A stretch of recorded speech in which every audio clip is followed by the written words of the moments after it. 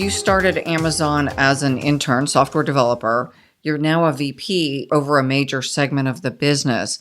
Tell us a little bit about that leadership journey. And if you would, one of the things you referenced earlier in the conversation was Amazon's commitment to developing its employees. Presumably, you're a recipient of that commitment. Yeah, I think Amazon focuses on empowering our employees, and certainly I've learned a bunch on the job. Actually, one of my first jobs in high school, I worked for an internet service provider, and my wage was $4.25 an hour. I started out, basically, I was handling the billing for that company. But then, as I was there, I was able to learn from other technologists I was working with, and I started doing technical support. And along with that, I learned. I did it because I was curious, but I also got a raise. And so, from a very early point, that taught me about the value of upskilling. Some aspect of it needs to be self-driven.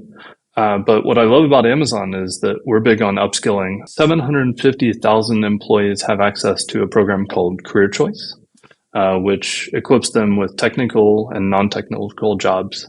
Things from a commercial driver's license to becoming a technician. We also have a robotics apprenticeship program. And, not just for employees, we also have a program called AWS AI Ready, which is offering artificial intelligence training for free. And we've pledged to give that to over 2 million people by end of 2025.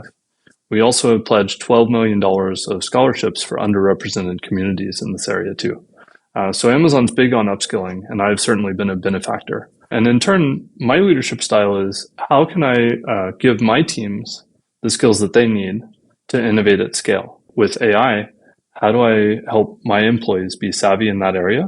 For example, with this free training. And then in turn, how do I make sure that I listen for those ideas and they have a forum where they can bring those ideas up? And, one of the things that we've seen is about half of our ideas actually come bottoms up.